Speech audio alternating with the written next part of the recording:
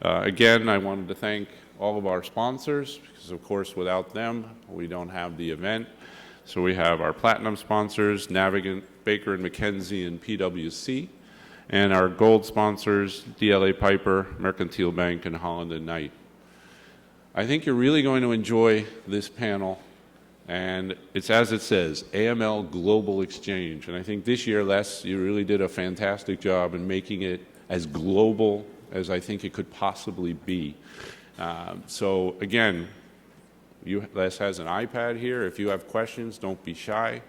Go in through the mobile app, ask your questions. So without further ado, I'll turn it over to Les Joseph, Manager of Global Financial Crimes Intelligence Group for Wells Fargo. Les?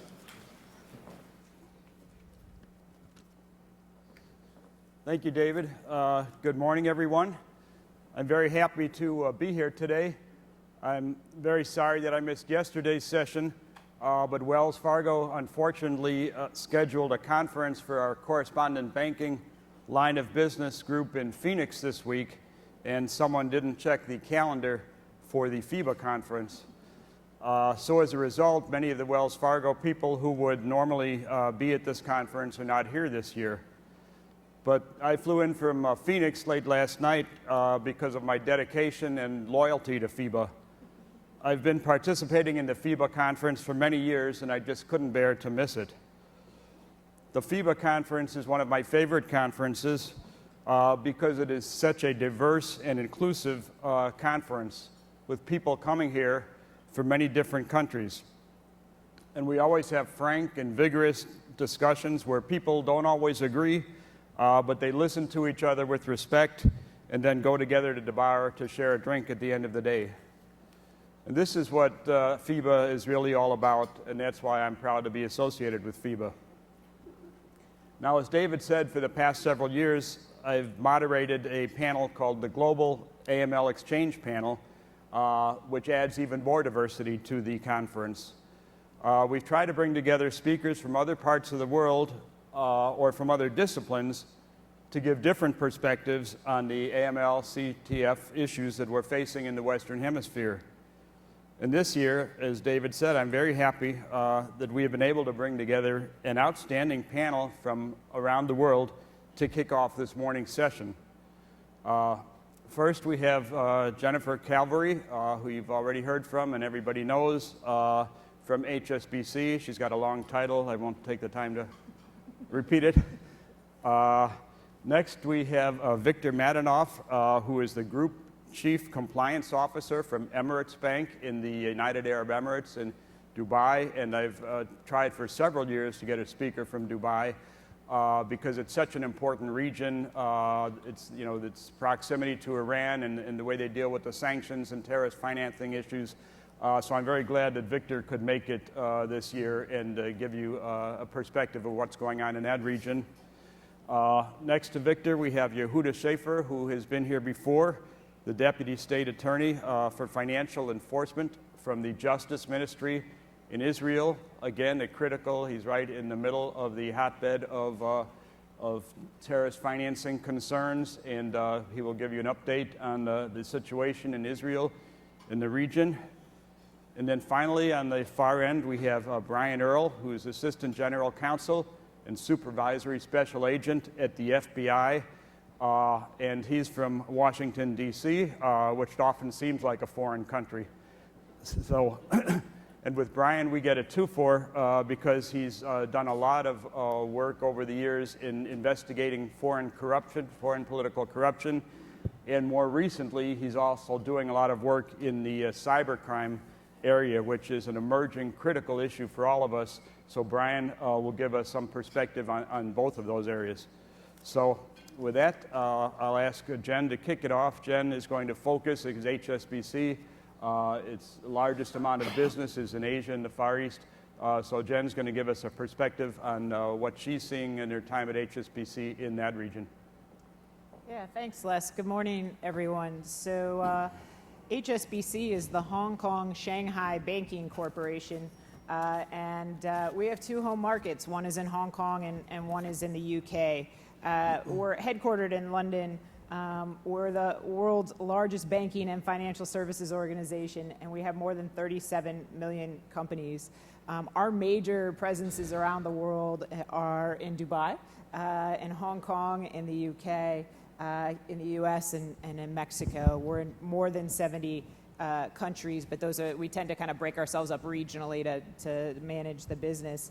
And we have 4 different lines of business: retail and wealth management, global private banking, commercial banking, and global banking and markets. And so we have a kind of a very diverse business line. But what we're really known for is being the world's leading international trade bank. We have extensive trade finance products that we offer our customers. We have this global footprint and network, and that's the focus of our business, is really being where trade is. And that's relevant to as we start to talk about some of the money laundering risks and some of the things we focus on at HSBC in Asia and more globally.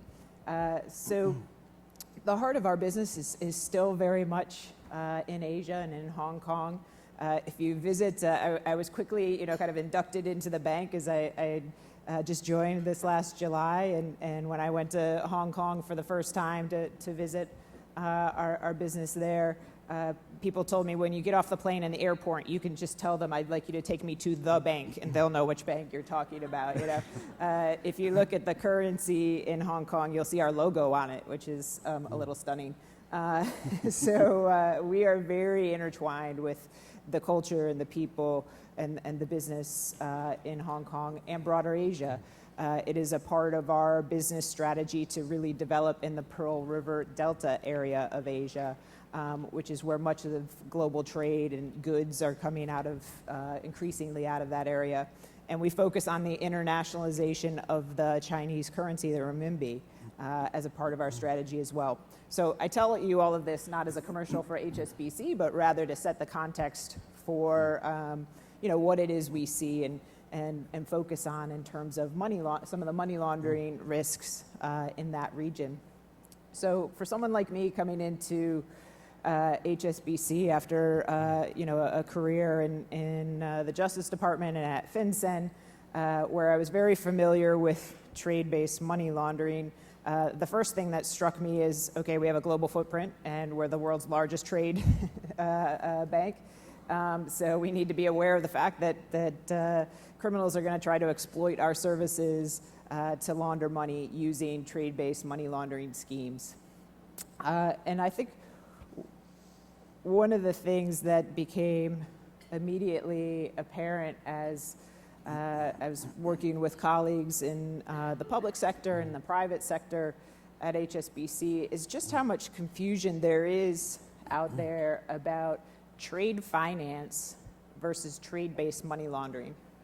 So we have a very extensive trade finance product line, and there are money laundering risks for sure in trade finance.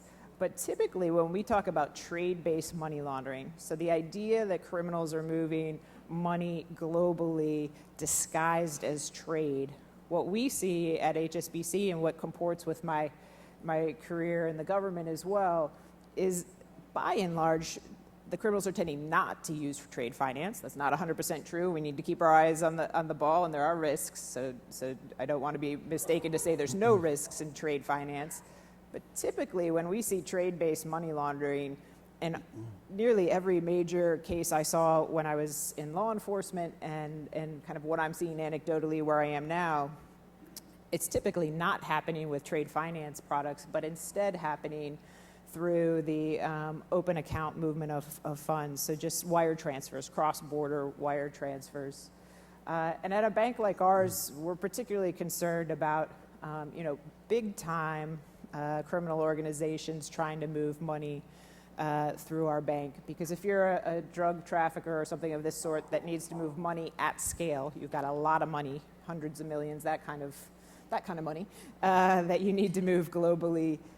Going to a bank like ours is a interesting and attractive place to be because we move so much money. In fact, I wrote down some stats just to give you a sense.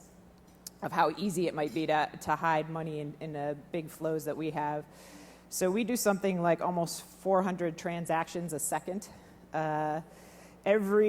Just one of our payment systems is every 50 days moves the equivalent of the world's GDP. We send more than probably $4.7 trillion in payments each year. So we move a lot of money. If you have 100 million doesn't sound like so much when you start talking about those numbers. So we know we're an attractive place for folks to potentially launder money. And what we see in Asia is actually very relevant to the folks here and what we see in this hemisphere as well. Because what we do see, and we see it through law enforcement cases, is that there are trade-based money laundering schemes occurring through China that also have connections to the United States, to Mexico, to other countries in Central and South America. And so I think it is important to be aware that Asia is a place you want to keep your eyes on as well. And one thing in particular that's relevant in that part of the world that also has relevance here is the fact that China has currency controls. And of course, I think we all know anytime a country has currency controls, there quickly becomes a business opportunity for someone who wants to set up a business to help people evade those currency controls, right? That's kind of a fact of life anywhere across the globe. And so, of course, that is also true with Chinese currency controls. There are individuals who have set up as a business the service to help people move their money in evasion of those currency controls. And I think we've all seen it throughout the years that as soon as someone starts one of those businesses, guess who else it's attractive to? Every criminal in the world who wants to move money through the legitimate financial system and intermingle it with all kinds of other people's money that's potentially, from a legitimate source. So they quickly become compromised and they quickly just become professional money laundering mechanisms. And they're run through, the scariest part of these types of schemes is that they operate at scale. Often you see takedowns by law enforcement where billions of dollars were moved through these operations. It's very hard to understand what the source of all the different customers' money is that went through it. And the scary thing is it's going through the legitimate financial system. So we've seen some major cases, some brought by the Chinese government. This is a big focus of theirs, and they're trying to shut down these businesses anywhere they exist. We've seen some cases brought in the United States. And the interesting thing about some of these cases is the ties right back to this region and drug trafficking and cartels that I think we would talk about quite often in drug trafficking organizations in this region that are based in this region, but they have partnered apparently with individuals in Asia to help them launder their money. So I won't go into any more detail than that, but I just wanted to give folks a flavor for Asia and what you might want to be thinking about from that part of the world.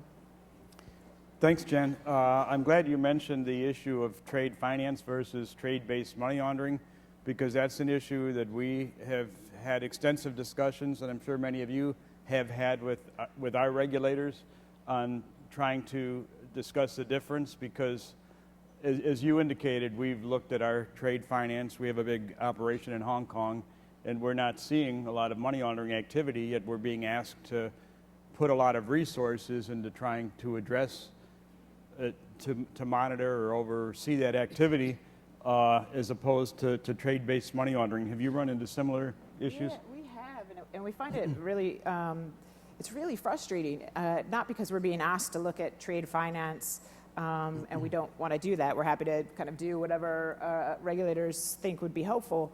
But I think we're more frustrated because we know that trade-based money laundering is happening elsewhere, and if we're being asked to divert resources the place we think it's not, or it's least likely to be, we're wasting everybody's time and we're not being effective in helping law enforcement the way we could if we took those same resources and focus them where we think trade-based money laundering is most likely to be. So I do feel like there's an opportunity through conferences like this one at FIBA and more awareness and training maybe by institutions like ours, working with our law enforcement colleagues and our regulatory colleagues for us to kind of really walk through what are the products and services and what are the risks, so that we can all kind of focus where we think the problem really is most likely to be located. Great. I think it's going to be great to have you at HSBC. I think there are going to be a lot of opportunities for collaboration because we see a lot of trade-based money laundering going to Asia, Hong Kong, and China, and Brian's going to talk about cybercrime. Same with business email compromise. We're seeing a lot of the proceeds of business email compromise going to Hong Kong as well. So I think there may be a lot of opportunities for partnership and for a better exchange of information with you and your resources there. Definitely. All right, Victor, welcome to FIBA. It's great to have you here, and I'm sure people are interested to hear about your perspective in Dubai and in that region. So. Sure. Thank you, Lester, and good morning, everybody. Thank you also to FIBA for inviting me to come and speak at today's conference. A little bit about Emirates MBD. We're a government-owned bank. We're one of the largest banks in the Middle East. We're a sister company to Emirates Airlines, which I'm sure everybody is familiar with. And we provide sort of a general all-round banking type service, predominantly retail, but we do a bit of everything else. We're based in 5 countries. Our home market is the UAE. We also have operations in Egypt, Saudi, and London and Singapore for our private banking customers. Today I'm going to be sharing with you 2 things. One, some of the regional issues that I think we're experiencing, and of course, as Les mentioned, sanctions, particularly given the proximity of a number of sanctioned countries to us in the region. So you might be surprised to hear that the number one issue that we're experiencing at the moment in the Middle East is de-risking. Having listened to the last 2 days' sessions, I thought we had it pretty tough in the Middle East with de-risking, but it sounds like you guys here in Latin America and the Caribbean have actually had an even tougher time. But let me just perhaps give you a little bit of an insight into what we've actually seen there. So we've particularly noticed de-risking in the last 2 or 3 years in the Middle East, but in some cases going back as far as 7 to 8 years. And I think, you know, I don't need to sort of remind you how difficult this can be, and our bank also suffered some of this experience ourselves. You know, some banks have been left with one correspondent bank. Others that have got a few correspondent banks end up having to spend a fair bit of time convincing the other correspondent banks that, you know, you're a well-run shop, that you're making changes, you're looking to improve, et cetera, et cetera. So quite a lot of work required to reassure the other correspondent banks, you know, to sort of retain that relationship with you. But I think it was a real wake-up call for banks in the Middle East, that it's not only the local regulations that you actually have to worry about, it's international best practice. And I think that's where there's been a real migration from the sort of activities and requirements required locally to those of the international best practices. And there's been a number of surveys to confirm that this has actually been taking place. So, you know, central banks have been involved in surveys, the FSB, the World Bank, Bank of International Settlements, the IMF and the Union of Arab Banks have all undertaken several surveys to confirm the extent of the de-risking. And the key sort of, and I guess the results of these surveys were then presented to various forums, including the IMF, G20 summit meetings, and private and public sector dialogue meetings between the GCC and the US. And the key sort of numbers that we'd actually seen was that something like 65% of banks had experienced some form of de-risking in the last few years, and 45% of those banks confirmed that de-risking was really quite significant to their operations. In terms of the products that were impacted, mostly trade and clearing, so 58% trade and 54% clearing. And I think, this highlights that correspondent banks can actually be tougher than regulators. A regulator or an auditor can come and visit you. They can test your processes, they can review them, they can kick the tires, etc. But correspondent banks can do the same, but they can also actually see the effectiveness of your programs. They can actually see in a real-time basis whether the steps that you're taking are actually proving to be effective. So they're actually a lot tougher, I think. The other thing that I wanted to sort of talk to you about was there's a fair bit of work currently underway in terms of the preparations for the FATF mutual evaluation reviews. 14 countries in the region are preparing to be reviewed in the next 5 years. Whilst the preparations are mostly being undertaken by the governments are actually issuing new laws and regulations. But also, I think, as you'll know, the new format of the FATF reviews requires banks to look at the effectiveness, or the reviewers to look at the effectiveness of the regime in that country, and therefore banks will actually be involved in that. And our regulators have told us, particularly in the UAE, given our size in the marketplace, that we'll be one of the banks involved in that process. So a fair bit of work in terms of preparations for that. In terms of the risks and areas of focus, I think AML and sanctions still remain the main focus for banks, with something like 85% of compliance investment being still spent in this space, the majority of that going to AML. I think, no surprise, and I think certainly to some of the topics that we're going to be talking about in a few moments' time, cybercrime is the next sort of area of concern. And I think some of the recent surveys in the region have showed that 80% of CEOs and senior management are concerned about it, but only about a third of the banks have actually taken any concrete action or have a cyber response plan. I think in terms of the challenges that we kind of see, I think there's a number of challenges. I think first of all, I think there's a catch-up required for banks in the Middle East.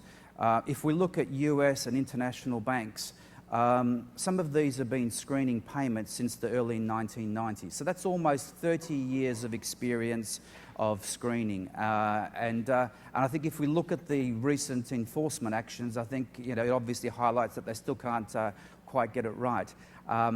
Banks in the Middle East have really only begun screening probably in the last 5 years. In some cases, maybe 8 years, I guess, but it's a relatively new thing. So there's still a lot that's learning. There are still banks that are probably still installing systems, particularly some of the small operations and the MSBs. And I think in our region, we particularly have difficulties with false alerts.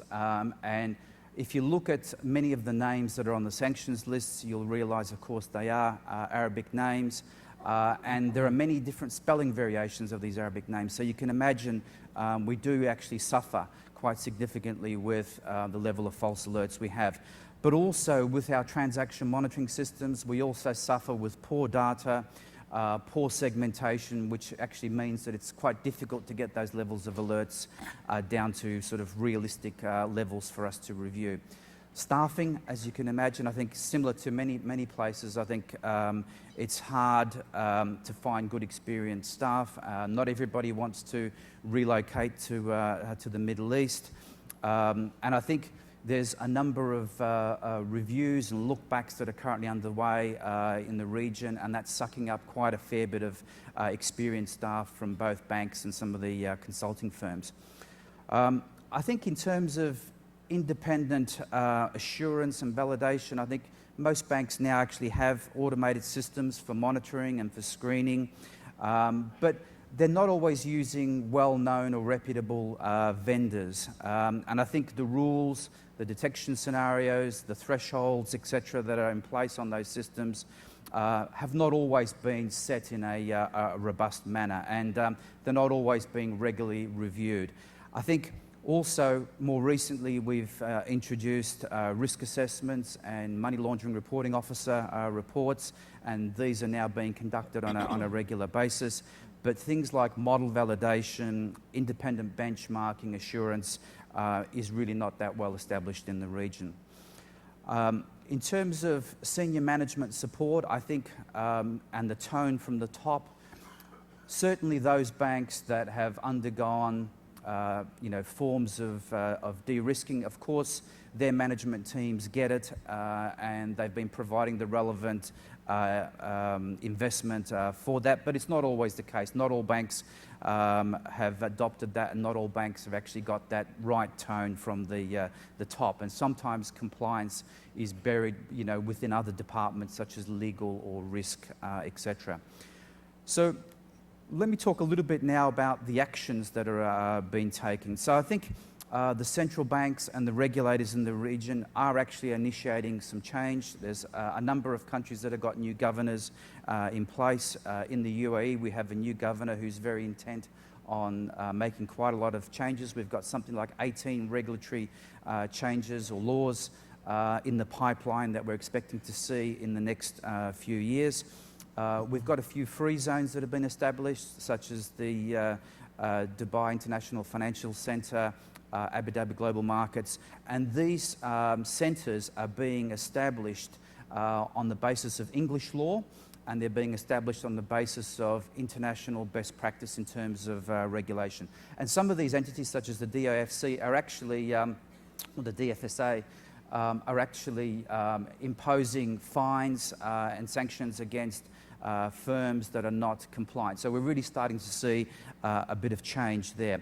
We're seeing quite a fair bit of questionnaires coming out from the regulators and from the banking industry groups who are spending time to understand the situation. And I think this does two things. One, the questionnaires put banks on notice that they should be actually doing certain things that they may have answered no to, but it also allows the regulators to then take action on that.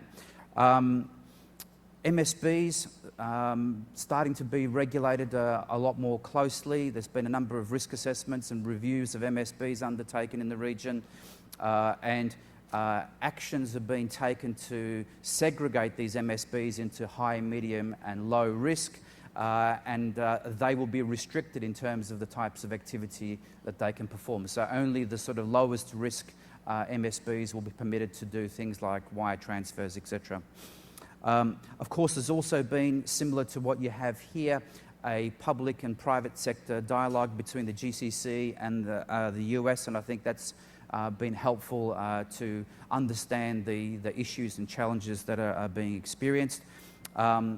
In the MENA, we've also, so Middle East, North Africa, we've also established a financial crime compliance group represented by the major banks in the region. It's kind of been styled on the basis of the Wolfsburg Group, so we're looking to take action to provide guidance, training and support to banks in the region.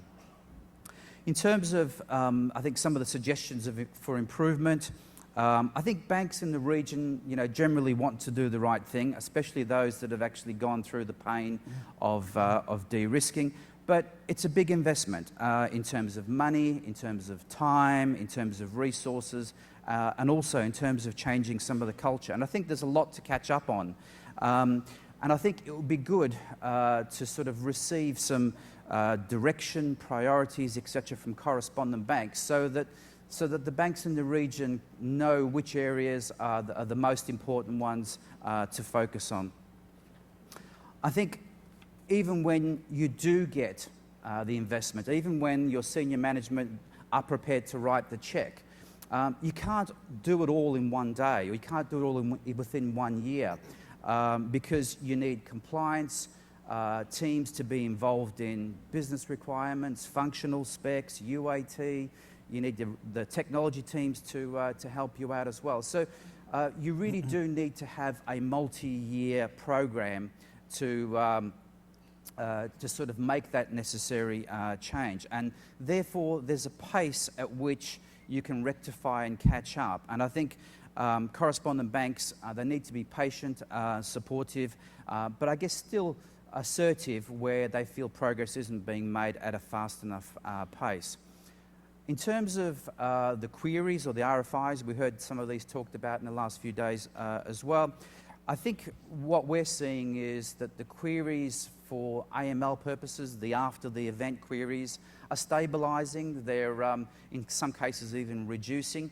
But the queries or RFIs that seem to be increasing year on year without any reduction is the real-time queries, the queries or the actual rejections being made. And when we look at the reasons behind the queries and the rejections on the real-time basis, what we're actually finding is that something like 80% of the times we are given the reason for rejection or query has been internal compliance policy reasons. Now, I think that implies probably two things. One, you know, it's probably confidential, or two, it's just probably quicker and easier to provide that response. But if we look at that sort of first category, I think banks will totally understand that it could be, you know, the subject of an investigation, it could be subject to query from law enforcement, etc. So I think we kind of get and understand that. But I think if that's where the majority of the queries are coming from, I think it's a little bit difficult to expect respondent banks to pick this up when the correspondent banks are only really picking this up on the back of intelligence they've received. Clearly, if a correspondent bank has picked this up through their own monitoring, through their own screening, then great. Absolutely, you know, that is something that the respondent banks can learn from, and I think you know, it would be great if the correspondents could actually share some of those issues, the typologies, etc., that they're actually seeing in that space. I think that kind of finishes up for me in terms of the regional issues. The big one I did sort of want to talk briefly about was sanctions, and I think as I sort of mentioned in my introduction, it is a big risk for the region. We've got countries like Iran, Syria, Sudan, all within close proximity to us. Banks, of course, are concerned about these. They're concerned about enforcement actions. They're concerned about using or losing their US dollar clearing capabilities. So they're very much shying away from these. And I think one of the things that's actually currently underway is on the back of the BNP enforcement case, which I think everyone knows has been so far the largest case. 9 banks in the Middle East were mentioned as part of that enforcement action. So 9 of these banks are based in the Middle East, and there's a fair bit of work being undertaken by these banks to go through, do look-backs, etc. And I think this is, as I mentioned before, sucking up quite a fair bit of resource from compliance teams in banks, from consultants, Big Four firms, etc. In terms of other sort of activities, I think some banks in the region have been conducting transactions with countries like Iran under the JPOA agreement, but it's been very limited one-off transactions, and only a few banks in some of the countries, certainly not in the UAE. Then, of course, we had the JCPOA, which I think everybody was expecting was going to open the floodgates for transactions with Iran.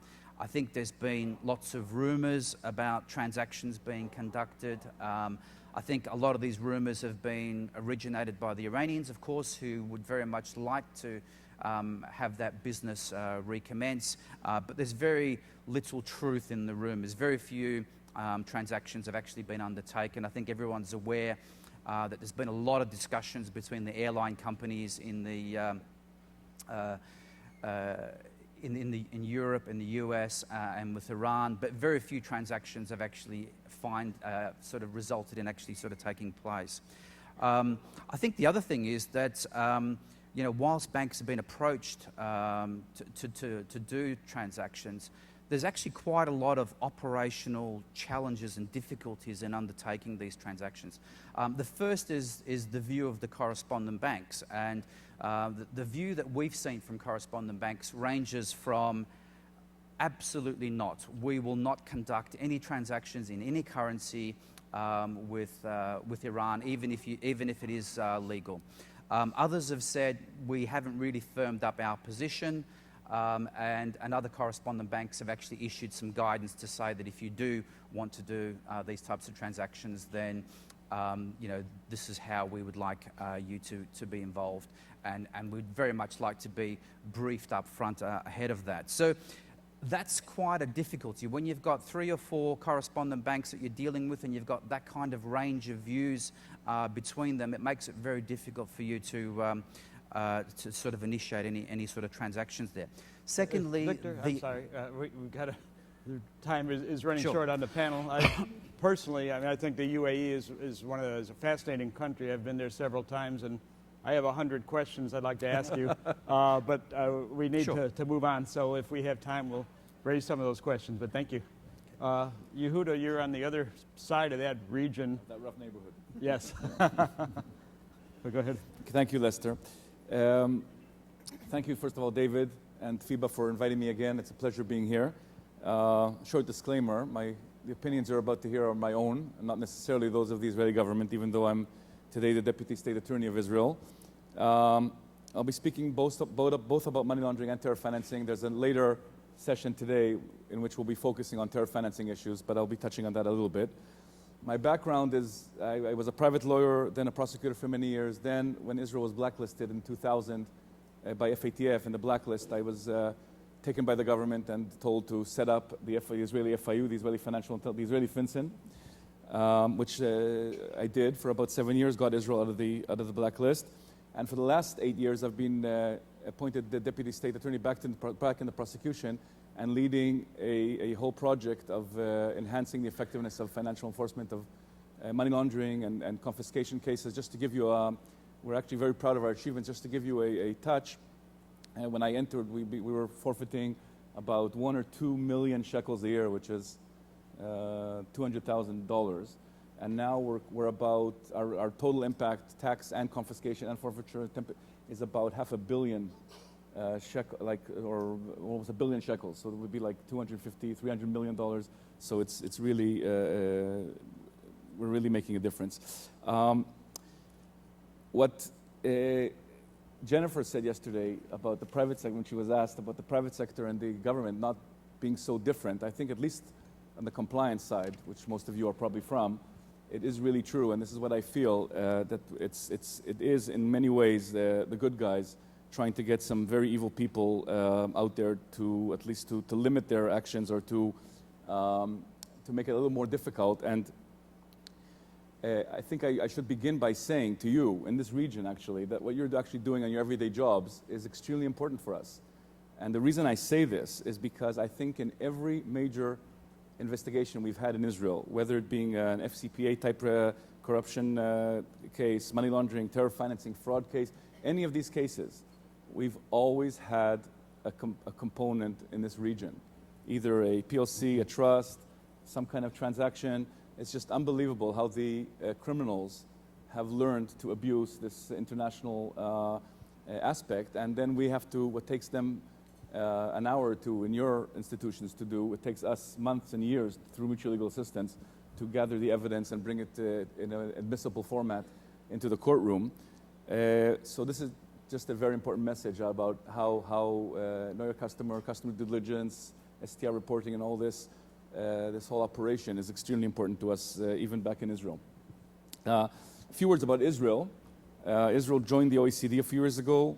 Extremely stable economy in the last few years. And the shekel actually is one of the strongest currencies in the last 2-3 years in the world. And we're about to join the FATF if we pass the mutual evaluation, which we're preparing for next year. As far as AML in Israel, as I said, we've gone quite a far way from being blacklisted back in 2000 to being FATF observers now currently. The major changes in Israel, which could possibly affect some of your clients as well, is that we, as of last October, tax fraud is a predicate offense in Israel.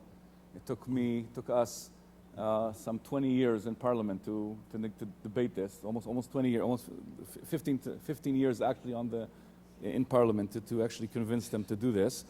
And I was over dinner yesterday. I was surprised to hear that what I knew, but that how actually the U.S. is probably one of the last countries in the world that doesn't have tax crimes as predicate offenses. And even though there is excellent exchange of information today on the civil level, because of FATCA, so we're giving the U.S. All the information they need, of course, and recently we've been getting information from the U.S. regarding Israeli citizens as well, which is, from our point of view, is an extremely important development. We've also imposed obligations on lawyers and notaries and CPAs, but without an STR reporting requirement. So they keep on telling us when they do that in the U.S., come back to us. That's what they tell me in Parliament. So the U.S. is setting a bad example for Israel on this. But in any case, we set up basic AML obligations without the reporting requirement, and hopefully we'll be sanctioning disciplinary sanctions if we come across violations. There's several ongoing investigations, both FCPA types. We've had our first conviction on foreign bribery with an African country, international money laundering, fraud. We have a huge problem with Israeli fraudsters defrauding people abroad with binary options and all kinds of other modern ways of cheating innocent people.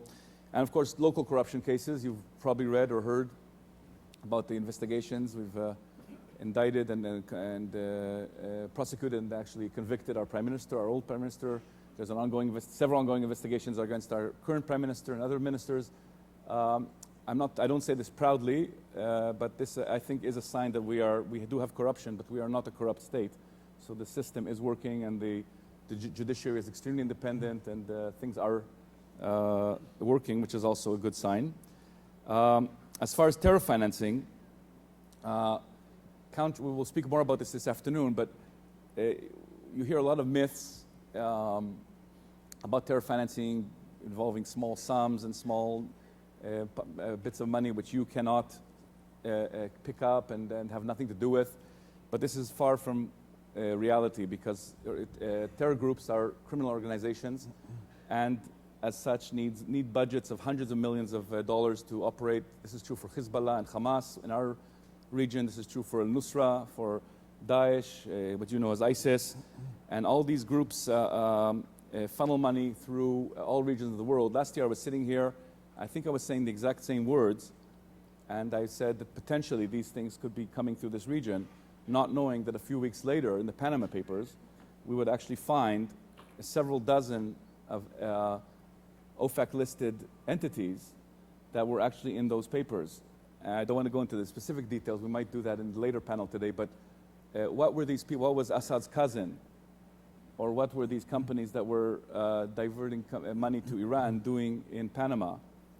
If we're talking about small amounts of money, et cetera, no, this is not the story. These are criminal enterprises, terror groups that are using all the available mechanisms, financial mechanisms around the world, and preferably as far away from the terror region or from the conflict region as possible, to make it harder for us to detect it, and even more preferably in a nice sunny place where you can actually come and visit your money every now and then. And this is actually happening. And so the Panama Papers are just an indicator, just a chance to lift up the veil and peek and see how these financial tools are being used, or abused, I should say, even for terror financing. One important activity that goes on, has been mentioned by Victor, is these mutual evaluations that are done by FATF and the regional bodies. So we're joining FATF, but we have a regional body called Moneyval in our region, which has the non-FATF members of Europe, and actually composes several countries which are very similar to some jurisdictions represented here today, such as the Channel Islands, Isle of Man, where I actually did an evaluation last year, Jersey, Guernsey, Liechtenstein, Andorra, Monaco, Cyprus. And through the evaluations of these regions, which Israel participates in, and I've had the honor of participating in some, we're learning a lot about things that should be relevant for you as well, I believe. Because in the past, as Victor already mentioned, the focus of FATF was on setting the rules. And what most financial centers did was just take the rules, cut and paste, and legislate rules and legislation, which sometimes is called a tick box approach, with very little effectiveness. And what now we're looking at in these evaluations, and coming to the countries in this region, I'm sure the FATF and the local regional bodies will also be looking into this, is actual effectiveness. How many SARs have led actually to conviction? How many SARs have led to actual confiscation? How many millions? These questions of how much, how well, are the types of questions that are asked now. And in our region, I'm involved also in prosecutor training, because when you come to many countries, prosecutors don't know what money laundering is, don't understand it. They can read of course the statute, but they don't really understand the difficulty of proving it in court, taking this information from SARs and from this financial information and turning it into admissible evidence, and be able to prove before a court or before a judge or a jury the mental element needed for money laundering, etc. So these are huge issues, which only now, when looking into the effectiveness, are we beginning to deal with. Because before that, we were just counting suspicious reports, we were doing our job, but not actually asking the question of how effective is this regime. And now, luckily, I think FATF is looking into this, and more pressure will be put on several jurisdictions here as well, and this should be looked at. One specific issue that came up in these type of jurisdictions is, of course, the UBO, the ultimate beneficial owner issue, because when you're doing the scanning of the OFAC list or PEP list or whatever, the scanning is as good as your due diligence has been. Because if you're scanning through the list of UBOs, and if those are just not representing the truth, this is then quite useless. And when you look at the Panama Papers or other issues or other case law, specific case law, you find that in many cases customer due diligence was not done properly, and that people are hiding behind complex structures. So I was listening carefully yesterday to the discussions here on the complex structure issue, which is key, because this comes, as I told you, this comes up in every single investigation we have in Israel, and many times involving your region as well. And we heard about KYCC and KYCCPM, your payment methods, etc., etc. And I think these words don't help us, because they're complicating things unnecessarily. And these complex structures are complicated. But the real question you should be asking is, if you're going to onboard this customer, and if you're going to allow this customer to shift money, especially to regions of conflict, especially to high-risk jurisdictions or places where this money can be diverted, you should ask a very basic question to begin with as compliance, is would you lend money to this complex structure? Do you really understand who's behind it? And do you trust this person behind it? Do you trust yourself to know and to verify who is behind this? And I think in many ways, what we're trying to do with imposing these standards is to try and get banks and financial institutions to take the money laundering risk as serious as they take their credit risks. So if you should spend at least as much as you're spending into your credit risk, managing your credit risks, into managing this risk. Why? Because we're in the same boat, because, as said, private and government will sync together when these terrorists attack or when these criminal organizations create their collateral damage, et cetera, et cetera. So it's a joint venture, and this, unfortunately, these resources have to be spent because the abuse is there and in this region as well. Looking at the United States Mutual Evaluation Report, I don't know if you had a look at that, just came out this autumn, and I might have missed it yesterday, but I didn't hear mentioning of it. Actually, quite a good report actually for the U.S., but there's one specific issue which the United States got low on. Out of the 11 outcomes, only 11 immediate outcome measured by FATF was rated low, and that is IO5, which is legal persons and arrangements.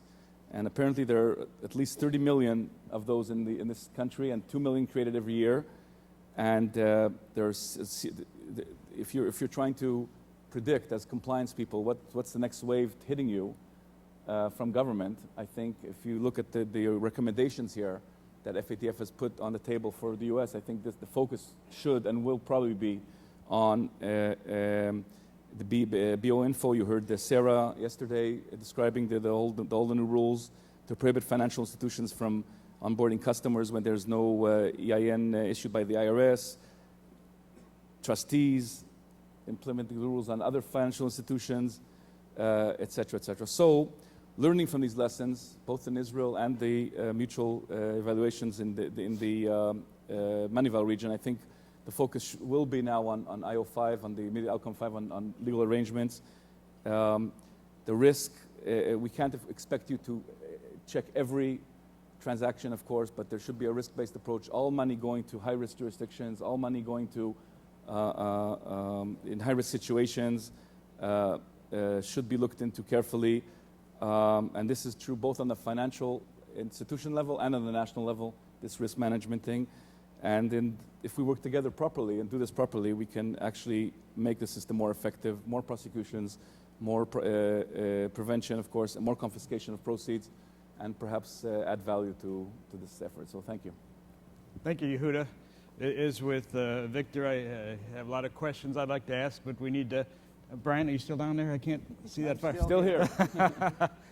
So I have two topics, I wanted you to cover. I'll leave it to you how much time to devote to either one. I know you want to talk about the cyber, but briefly, Yehuda mentioned the issue of corruption, and I know you've spent a lot of time in your FBI career examining foreign corruption in the Ukraine and other places.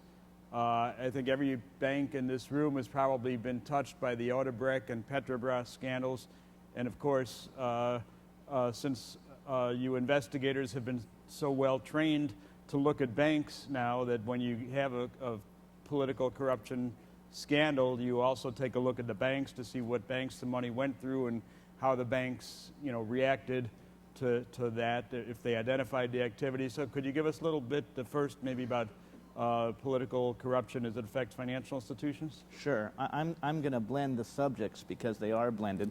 First, I'd like to thank the organizers, David and Les, for inviting me to be here. This is my first time. It's a very impressive conference.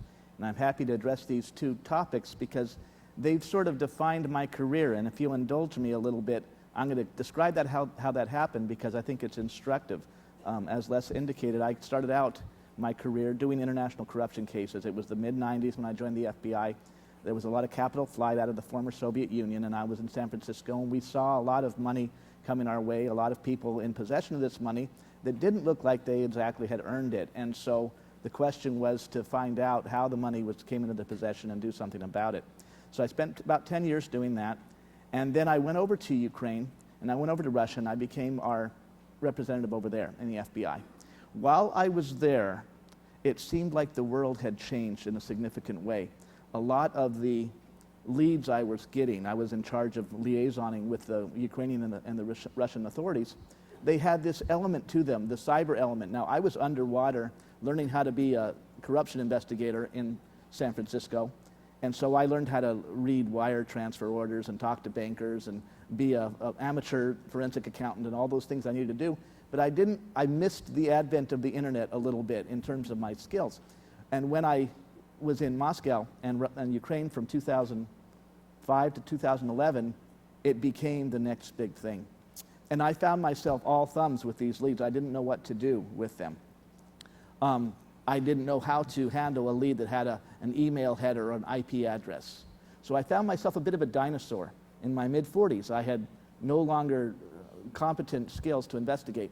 So when they made me come back to the United States, and I said, I want to stay over here, and they said, well, that's why you need to come back, Earl. I said, well, I need to go to the cyber division. And I've spent 3 years at our cyber division and 2 years as a lawyer with our operational technology division, as a program manager and as a lawyer, adding value, but trying to understand what is this brave new world we're in? Why can't I investigate like I used to, just talking to people, looking at bank records, talking to bankers? And so after 5 years, I've found the answer that I was looking for, and I think we all need to look for, because I think we've all lived through that same time period. And all our lives have been, all our jobs and skills have been impacted by this digital revolution. And here's what I've found. The world has changed somewhat. I mean, technology clearly has advanced.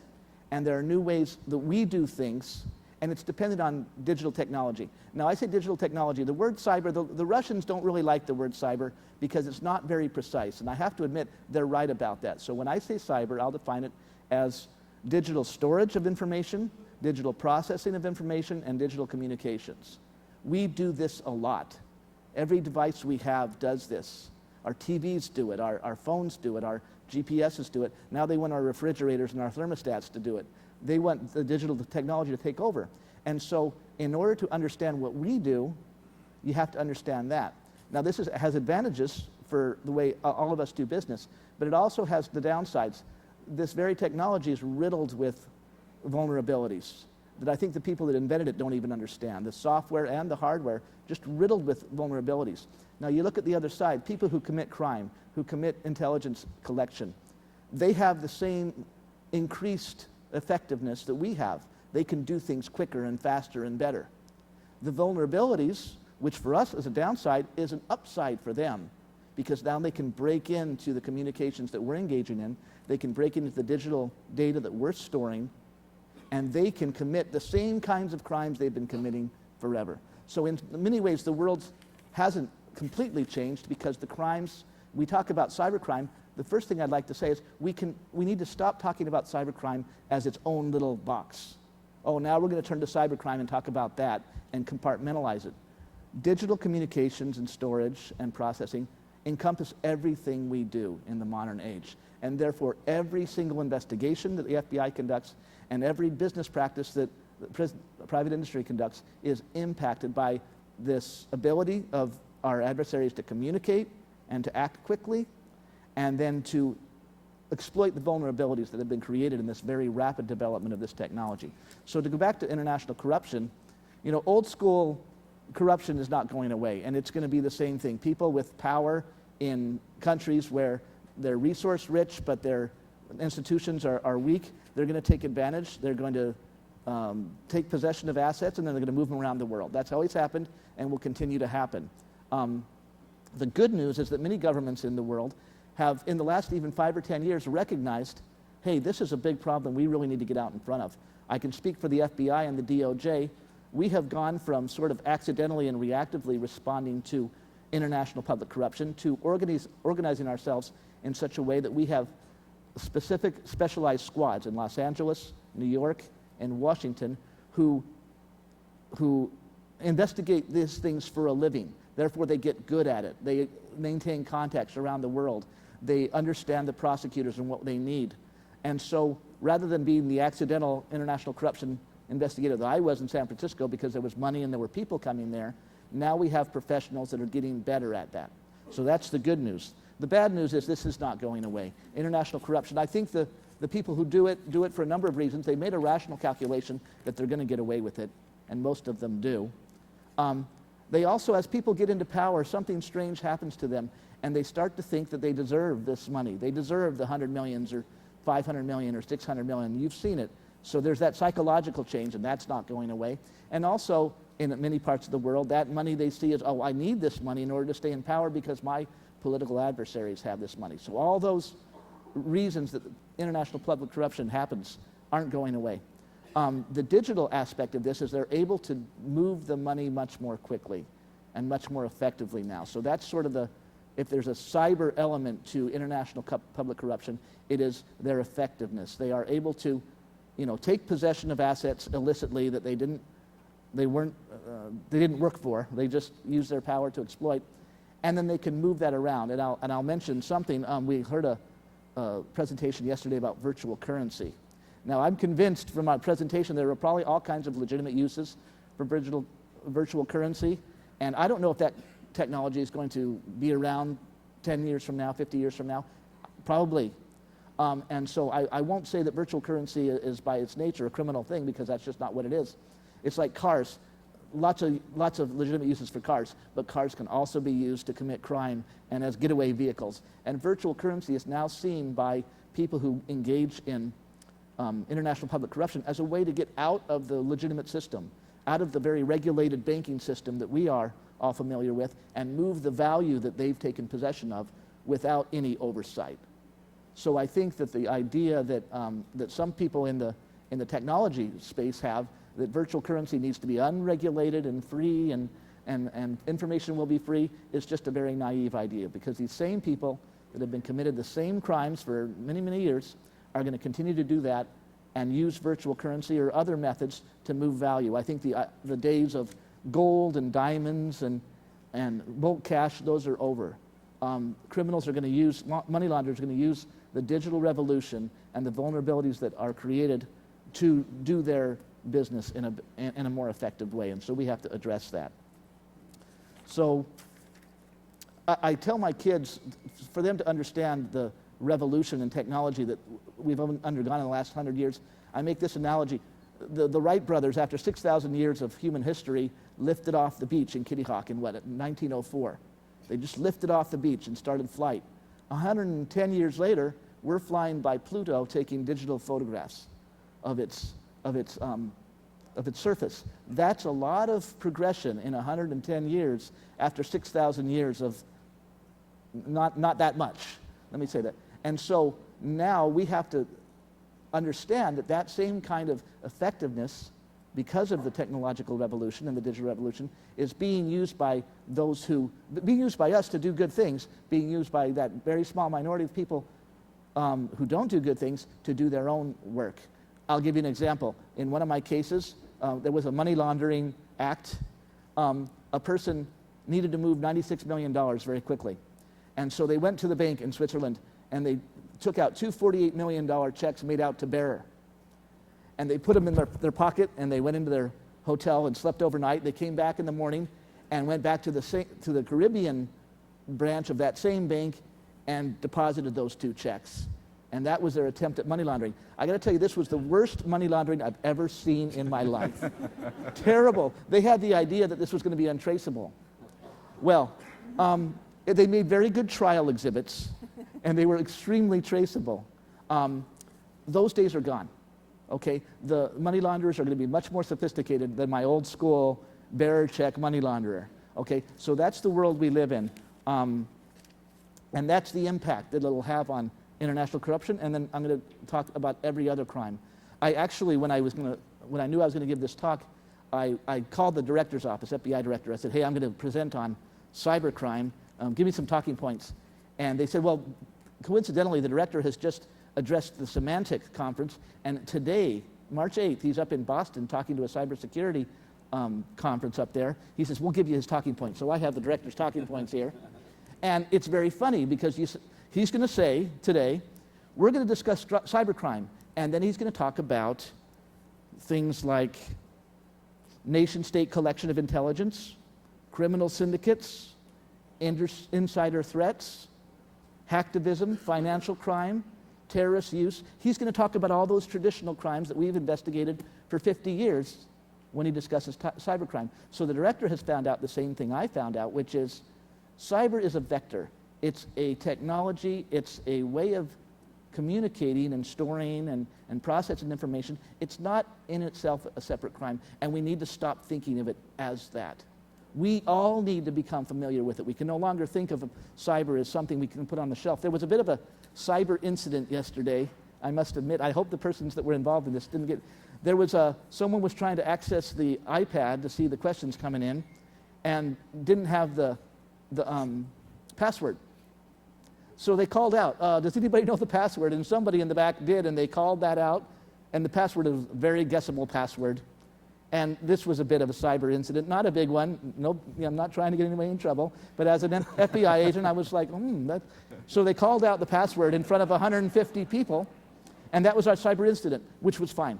But the thing that made me feel very, very sad inside, I won't tell you which presentation it went, was here was the comment, "Oh, don't let the cybersecurity people know about this." Well, that's not just a cybersecurity thing. We all share that problem. You can't put that in a box and on a shelf and say, "Oh, that's a cyber." No, you see that it's everyone's issue, and that kind of, it wasn't really a breach, but that kind of incident is something that we all face. So I've talked about money laundering. being impacted by the availability of these technologies to move value. We've talked about virtual currency. Another trend that we see in the cyber world is ransomware.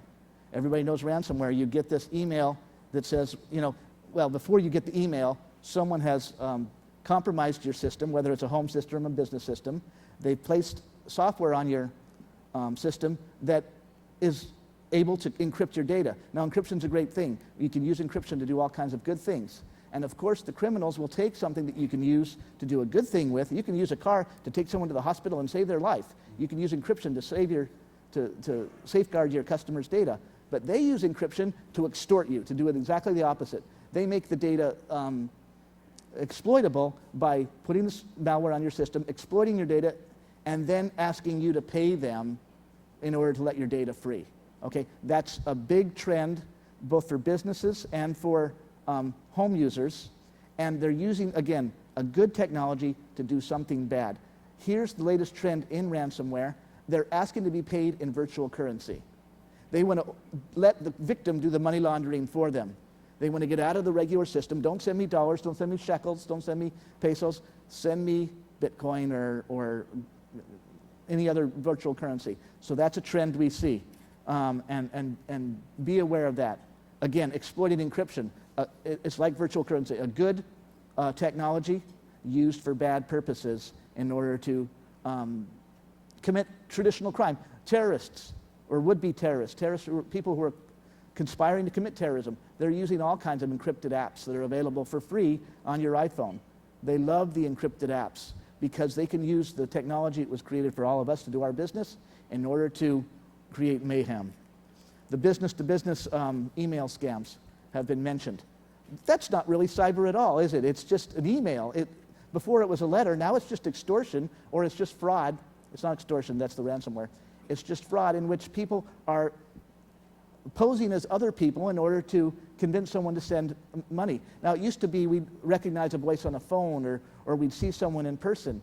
But because we're all living in this world where emails are now trusted communication, we trust what comes over the wire. We look at it, and if it doesn't look too bad, we do what we're asked to do. Right. This is a mistake. Brian, for a bank like ours, just on that topic for a moment, so on the issue of business email compromise, I know from my government days back here, this was something that the FBI was working on quite heavily, and that FinCEN, I think we've heard from them, they were working on quite heavily, trying to return the money that is taken from a business email compromise, and it quickly moves offshore, because of course the bad guy wants to get the money as far away from where they took it.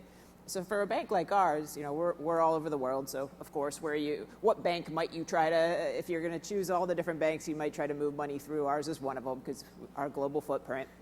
So we keep an eye on this. Where we see it happen quite a bit is maybe there's a business email compromise that's occurring with victims in the U.S., victims in Canada, and the money ends up in Hong Kong, as far away as they can possibly get it, right? Mm-hmm. Mule accounts in Hong Kong, et cetera.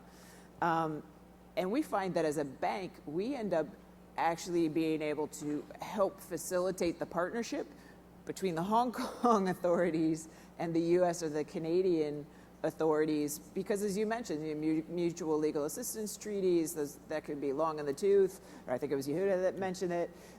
It can be long in the tooth in terms of getting a response. And so I do think our banks can be helpful in trying to bridge that gap at times and get the information back. But what we found particularly interesting is as we look at more and more of these schemes, what we've started to realize is that there are very specific groups behind them that are, we thought it seemed huge, like, oh my God, there's thousands, tens of thousands of these scams going on. And these are a lot of criminals. But I think what we've seen over time is connections between, and it looks like there's maybe, a handful of very serious criminal organizations out there. But one of the challenges we have as a bank, of course, is what information can we share? Because if that information is sitting in Hong Kong, it's Hong Kong information, not U.S. information. So I think one of the struggles that we all need to still be thinking about is how do we share information across borders. The best we can do is report to our local authorities there in Hong Kong, and then hope that you talk and can share information and try to facilitate where we can. But I would suggest that perhaps that's still not as working as smoothly as it could for all of us globally. And I don't know if you're seeing that in the cyber arena. Everything you've said is exactly correct, and I'm glad you brought up the issue of sharing the information, because that's my section in what to do about this problem. Okay, one thing is to stop compartmentalizing cyber in our minds. We got to all own this issue. Number two, we have to engage in these dialogues. The dialogue has to start within the organizations. I was talking to a person last night at a community bank that said, oh, I've been hacked, and then she described how she'd been hacked and how she learned so much by going through the process of figuring out how it had happened. She was at the strategic level, but she talked to the technologists, she talked to law enforcement, and learned a lot. I think those conversations need to start happening before we've been hacked, within our organizations. The strategic people can no longer say, just tell me how much money I need to dedicate to it and solve the problem to the technologists. That can't happen anymore. We have to do what I did, educate yourself, spend years educating yourself to the new world we live in so you can have good conversations. Not only talk, but talk in meaningful ways within your organizations and then between private sector and law enforcement. That has to happen. Now, it's happened for many, many years, but it has to happen better. The criminals have gotten better, the spies have gotten better, the terrorists have gotten better. We have to get better at it. We have to be more substantive in our communications. I feel like the challenge is even more significant than that. So imagine an institution like ours. We can put together a global picture because we're in all these different countries. We can see a network of bad people working globally. And now we have the existing reporting regime. Okay, this piece of the network we're going to file in this country, this piece we'll file in that country, this piece we'll put in that country, and that one there. Hope they talk to each other. That's kind of what we're left with. And by the way, can't let them know that they should all talk to each other. Right. And so it's the systems of how are we going to work better together to all communicate so that you actually have a fighting chance, that law enforcement has a fighting chance of putting this puzzle that I've now disassembled and filed in 50 different countries. How are you possibly going to put that back together? Yeah, we need to improve the quality of our communication, the quality of our analysis, and our exchange. Because you'll know things that we can't possibly know. I mean, we read SARS, we do things, but we need to engage in this dialogue so that we're really using the same technology to meet the challenges that the criminals are using. So what we can commit to as the FBI is we can commit to, when you come to talk to us, we will protect your privacy as victims or potential victims of a cyber breach. We can understand your business concerns and not get in the way of those. We can minimize the burden that we might have when we come in. We can engage in a meaningful dialogue. But I think you're right. We need to create systems and a better way to communicate so that we're not playing catch up all the time. Because right now, that's what we're doing. The world hasn't changed so much. It's the same adversaries doing the same things, taking advantage of new technology and new vulnerabilities to get away with the store, okay? And in order to stop that, now I will say we had some success with the Sony breach. I can talk about a lot of breaches, but the Sony breach was a good example of, we had already talked to Sony. We had a relationship with them. When they came to us, they weren't strangers. When they say we've been breached and we need to find out who it is, they were people we'd had a relationship with. Those relationships have to be established at the get-go. And I've run out of time, I'm sorry, but I feel very strongly about this. Thanks, Brian. Some great insights. I think basically this panel could go on all day with some of the things we've covered. Just briefly, if I had time, I'd ask Victor and Jen how they're addressing the cyber area, but we're just about out of time. I'll just tell you from my experience at Wells Fargo, collaboration is the critical key. We've established a great relationship with our enterprise information security folks, and if you're not having that discussion between your AML folks and your network security people, you really need to do so. What a great panel. Thank you very much, and thanks for participating. Please give them a hand.